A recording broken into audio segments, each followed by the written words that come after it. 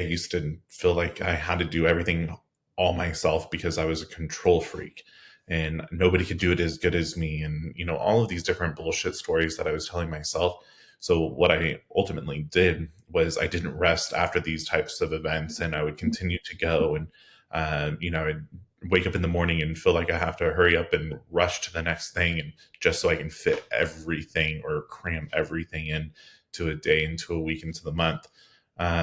Yeah, I can do that anymore, right? So I quickly realized, well, maybe not quickly, it took me a little bit to realize that, what if I were actually to find people that I can surround myself around or with, and, they actually work towards my weaknesses and it's their strengths.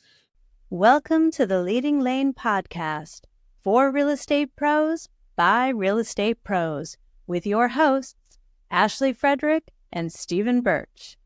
If you're looking for an honest, authentic, and raw perspective, you've found it. All right. Good morning, everyone, and welcome back to the Leading Lane podcast. We are fresh off of a week at our conference in New Orleans, which was during Mardi Gras. So it had its own interesting parts, but lots of conversations that were had, in the evenings, during the days, lots of topics that will help feed our pipeline here for a little bit with some topics. But a question that Steve and I both got were kind of how do you do it all, more or less, seeing online that you're busy, which that's just part of it, right? They're seeing what they see online.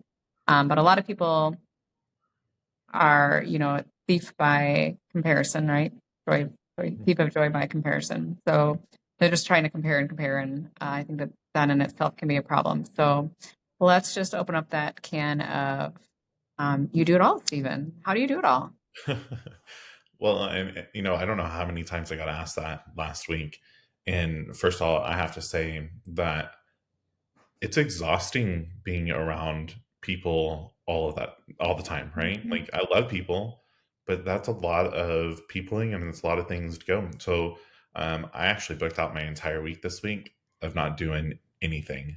Well, I got So sick, so mine inadvertently turned into that. right, like, but I think it's important to recognize that it's so great to go to those events and spend time with people, but also to recognize that you have to take the time for yourself. And for me, like, I need to recharge, I need my own quiet space, I don't need to be around people. But to answer your question, how do I do it all? you know Back in the day, I used to feel like I had to do everything all myself because I was a control freak and nobody could do it as good as me, and, all of these different bullshit stories that I was telling myself.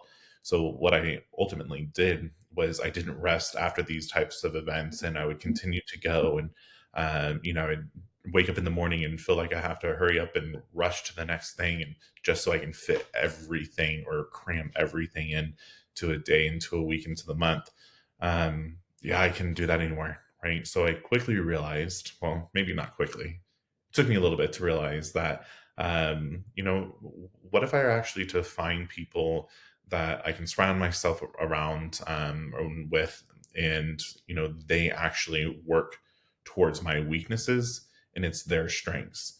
So one of the great books, and I know that we've talked about it before, it's The Force Multiplier. I believe it's the founder and the something another Force Multiplier. I have to look it up.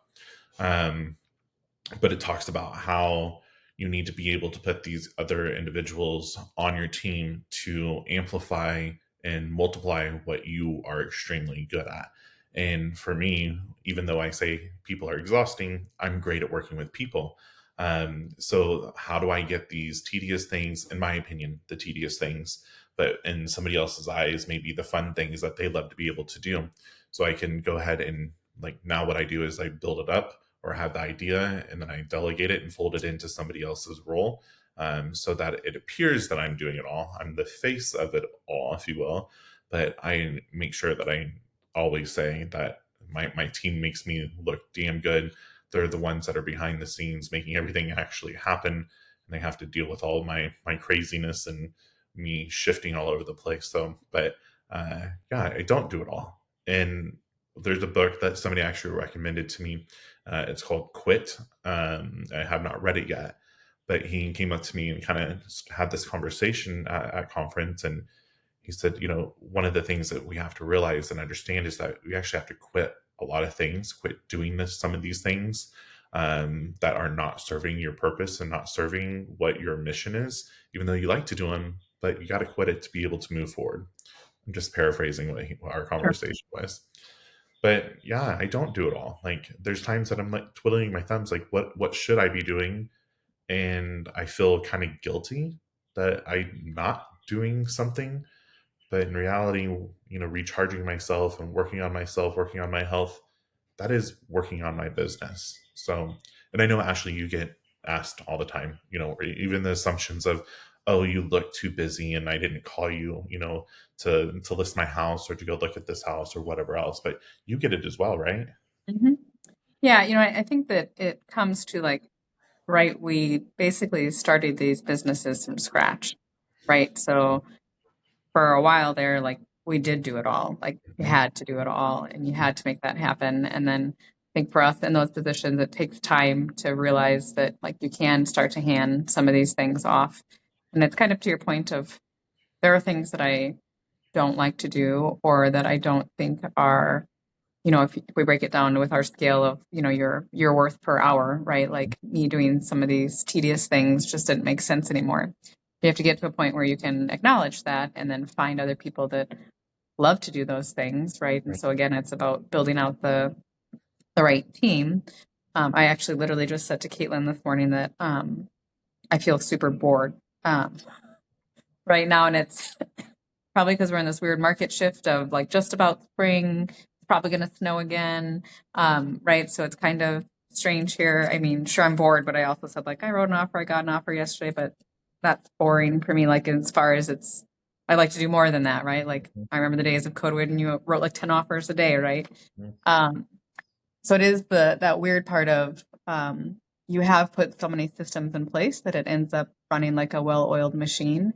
But on the outside, people just think that that's you continuously, to do it all. Like I always think too, it's funny because Caitlin will do a lot of my Facebook posts, and then I'll be like, "Well, I was home sick yesterday, but yeah, you were like busy on Facebook," and I was like, "Yeah, okay, so it wasn't necessarily me, right?" So people like have this assumption. Same thing for you. I know that you have someone help you with your social media, so I think that's what people have to remember is that just what they see, isn't necessarily all reality. And if we have Right. all of our systems set into place, yes, that is one of my biggest pet peeves that people are like, oh, like, you were traveling or you look so busy with your recent sales. I just called someone else. I'm always like, that makes like zero sense to me. Like you could have called first and been like, hey, I know you're normally busy, but do you have time? And like, I don't know, like I look at my calendar and I was like, I don't know, like I got 2 appointments today. Like, I'll fill it with stuff, but one appointment tomorrow, so I think it's just funny again that people get um, stuck in this mind shift of thinking people are too busy for them.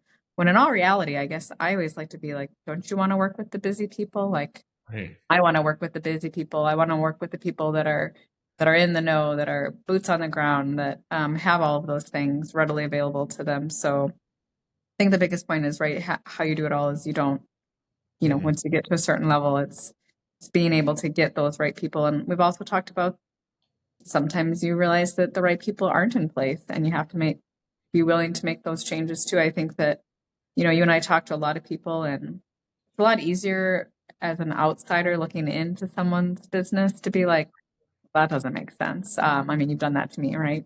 And we've made changes, but you have to be willing to make those changes. So I've had conversations with people that we both told them like that looks problematic, that might cause extra stress. And sometimes it takes people 6 months to get to that point of being able to remove whatever that is. I think, you make a good point about the quitting, or for me, it's more of the saying no. Right. I think it's a matter of really too, as you grow, finding the things that bring you joy. And I've removed myself from a lot of, organizations. It feels really weird because again, like that filled a lot of my time, which again, people probably think my time is filled working with those organizations where I've taken a step back. And again, it's weird. Like it's this weird lull of, but I'm also okay. Like, oh God, I remember like a year ago, I would have been stressing about getting 100 baskets and all those types of things. Right. And when it just doesn't feel you the same. And when you do really want to work on your craft, whether that's, specifically in real estate or speaking or whatnot, you have to find that time that you're willing to invest more into yourself. I think that's the other thing that we talked about is, over the last week, um, it's like the people's kind of bullshit excuses, right? Like I heard a lot of that. And it just shows to me like some of those people really do need someone in their corner to call them out.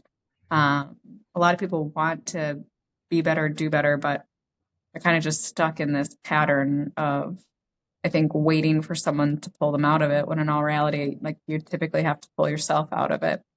But you make a good point of, if you're not willing to invest in yourself, how are your clients supposed to invest in you? And I think that that's where people get stuck is, they're just doing status quo. They want to get to the next level, but they just won't invest. And I guess, what are your thoughts or intake of, as far as not investing in yourself?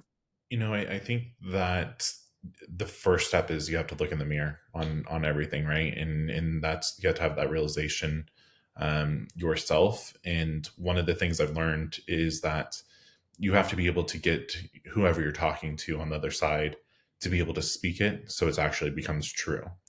We can point fingers, we can tell all day long, we can show all day long, but until that they actually speak the truth and have that realization themselves, you're not going to change. So I think it's that, first step is being able to admit it.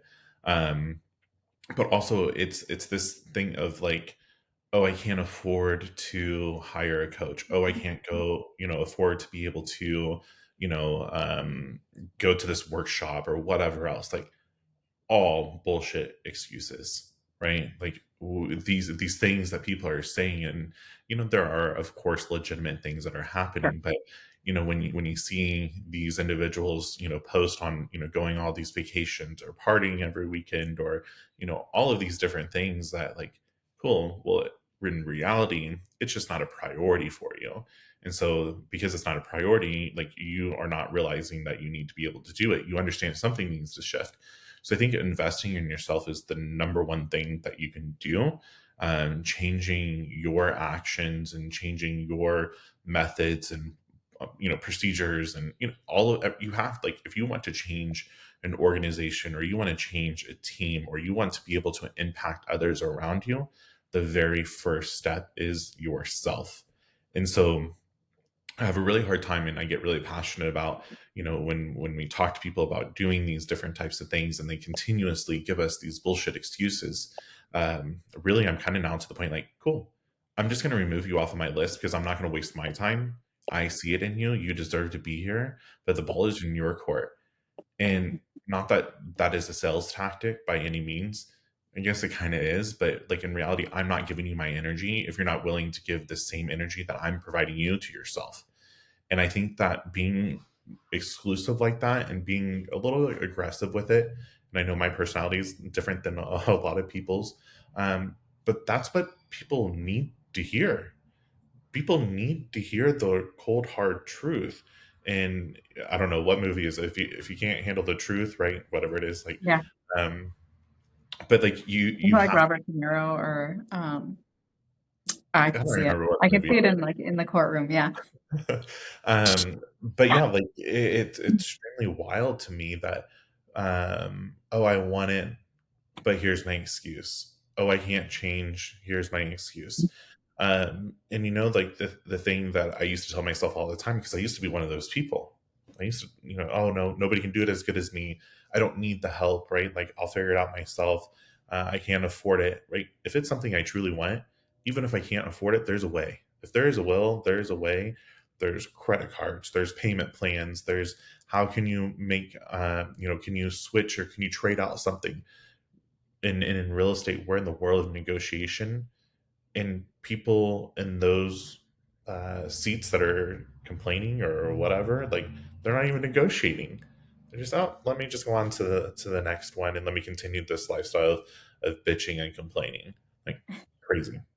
Well, and I think the other thing of that too is like, right, like with coaching or whatever it might be, something that's going to improve what you're doing, right? Like you, my intentions are always that like you increase your sales, right? So like by having more sales, that's the ability to pay off those credit cards or whatever so that it paid off your investment. One thing I was trying to think of, like calculating as far as going to a work conference, like if we heard a lot about being cost prohibitive, which I definitely understand there is a cost of travel and hotel rooms and the conference itself.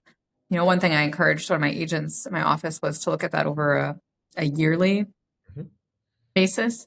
So I think I guesstimated, like, let's say it's $2,500, right? I tried to do the math of what it might be for flights, a couple nights in a hotel room, the conference ticket, $2,500 divided by 12, it's just over $200 a month. So, if you look at your spending, and that's just to say, like, maybe you can't put away for 1 month, but then 1 month you have 3 great closings and you could put away for 6 months, right? Maybe that's something that you work out with your brokerage. Like, hey, can you help hold these funds for me so that I can't touch them? Right. I think that we could just try to get creative of, am I willing to put aside $200 a month to potentially go to a conference, meet a new referral source that I didn't have before, go to a breakout, learn something new that I didn't learn before that changes the trajectory of my business. So I think, getting focused on it's just a big number versus the outcome of what can happen. And I mean, example, right? Like, we met at a conference. Yep. Like, what if I wouldn't have gone to that, or I hadn't gone to that conference? Like, we wouldn't be here having these discussions. So it's just amazing the people that you meet, throughout this time of conferences and get-togethers, and people can literally change the trajectory of your life if you're willing to put yourself out there. I mean, let's even break the $200 down even further.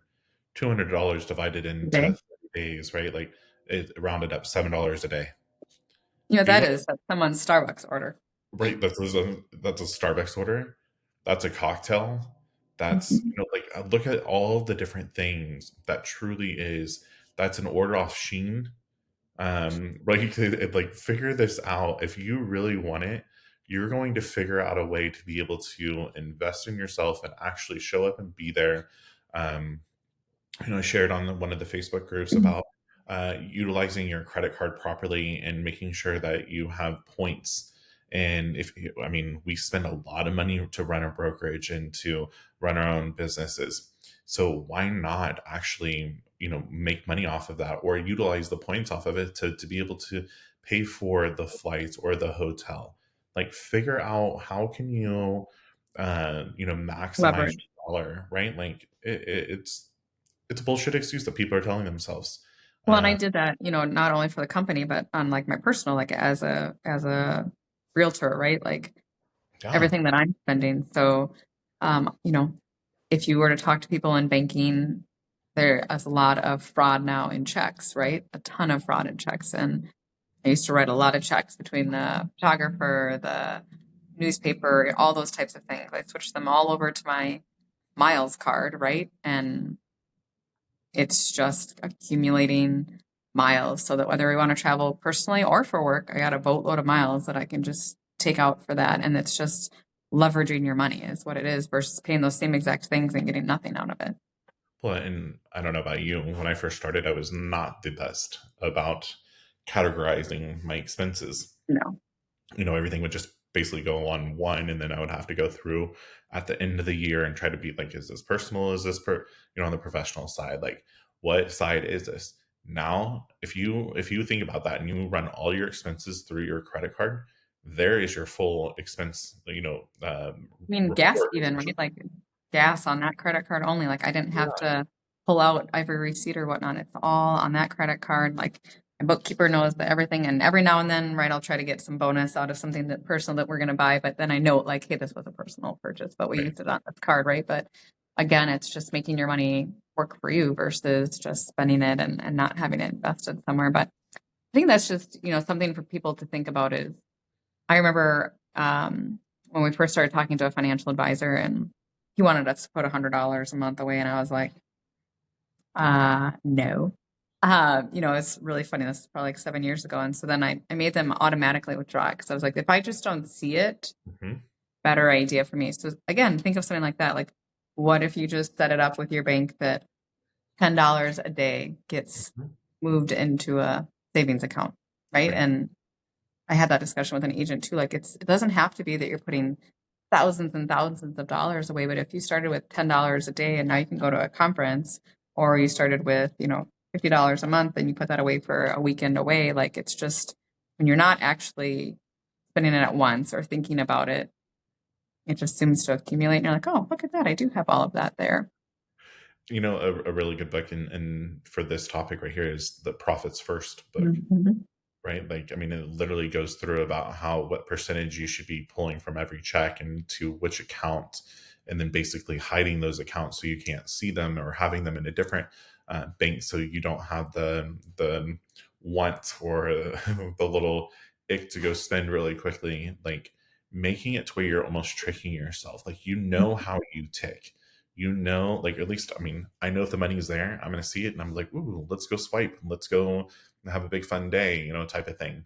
But if I see that it's limited and I see that I need to hustle and I know I need to make X amount of dollars for my bills, you know what I'm going to do? I'm going to put my ass in gear and I'm going to run for it. So if your brain is wired like mine, trick yourself.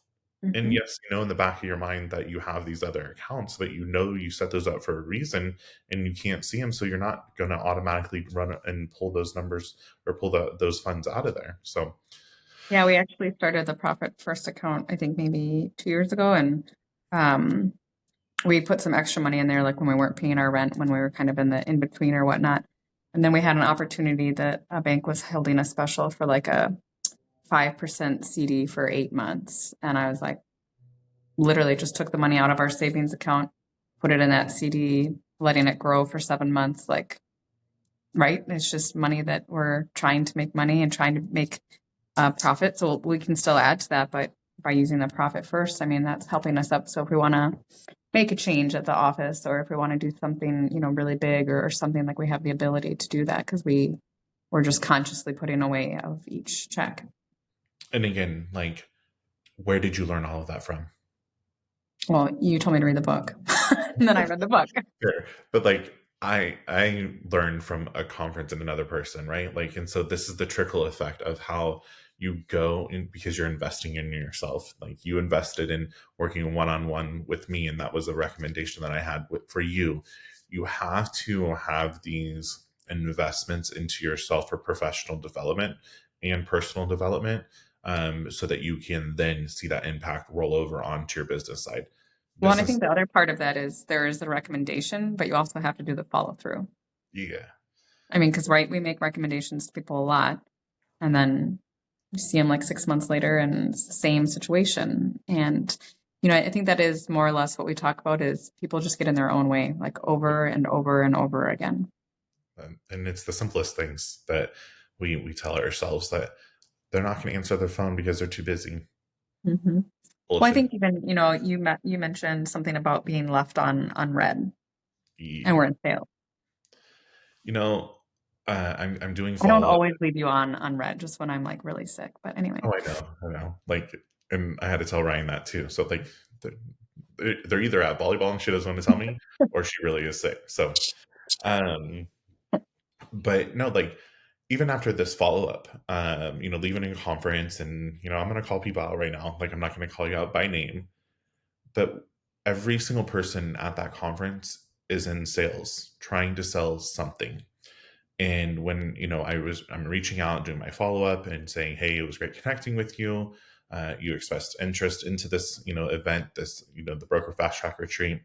How would you like to move forward?" Crickets, crickets.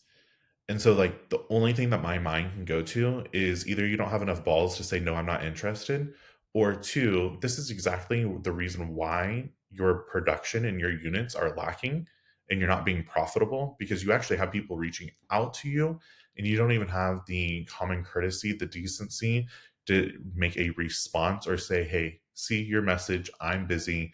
Give me a little bit of time and I'll follow back up with you, regardless if it's yes or no. Right.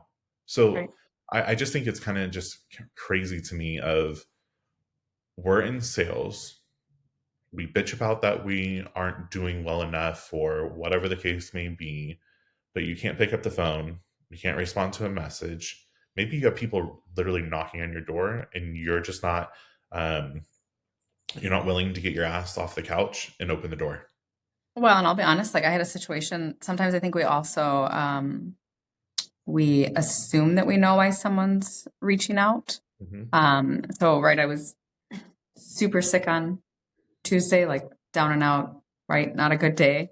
So a lot of phone calls I just didn't take because I knew mentally I wouldn't be able to take them. But I missed a voicemail that didn't come through until the next day. And it was a realtor from New York that was calling with a referral. Right. And like my heart sank because, it'd been more than 24 hours. So I called and she's like, no, I completely understand that people are busy and here's the information. So like still got it. That worked out right. But another person had called and just had a missed call. And like normally they call for a donation. So I was like, I'll call them back. I'm sure they want the donation that we normally do every year. Called again, like later on in the day, but I was on a call.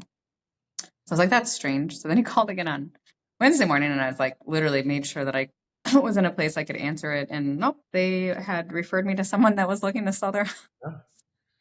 right. So thankful that they know that I'm good for it. And he's like, I thought it was strange. And he's like, now I know that you're sick. It makes sense. But same thing, right? Like I just assumed that calling for what they normally call with. So it is, our phones are our lifelines, and sometimes they can be overwhelming. But as long as we take a minute to realize that that's what literally brings us money at the end of the day, and if you do miss a call, try to call it back. But if you leave people on red, likely they're going to move on within a short You amount know, of time.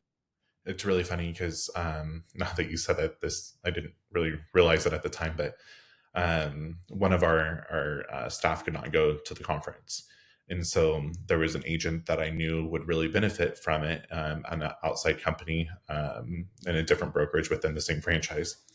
So I called him. They went to voicemail. And I was like, "Hey, give me a call back." Uh, he called me back probably about 20 minutes later, and he was like, "Oh my god, I didn't have the number saved, and it's from Kansas." And I was like, "Who is this?" And I didn't answer. And then he was like, "Then I heard your voice. Then I knew I was in trouble because when you were here, you said if you had every single buyer that was looking to ever buy their name and phone number in your phone, you would have no issue." Right? Like, but so why are we trying to like go ahead and field these calls and screen them? Even some of the stuff that comes across as potential spam, that's not true. Like, A lot of them aren't. right. Like I mean, it's really, just if it's spam, just hang up. right. And I mean, at the end of the day, it's like, Sorry. I'm not interested. Thank you. Bye. Click. Yeah. What does it hurt? Like, at least answer the freaking phone, and that gets you into the habit versus you just pushing it aside and not giving the other person on the other side the common decency.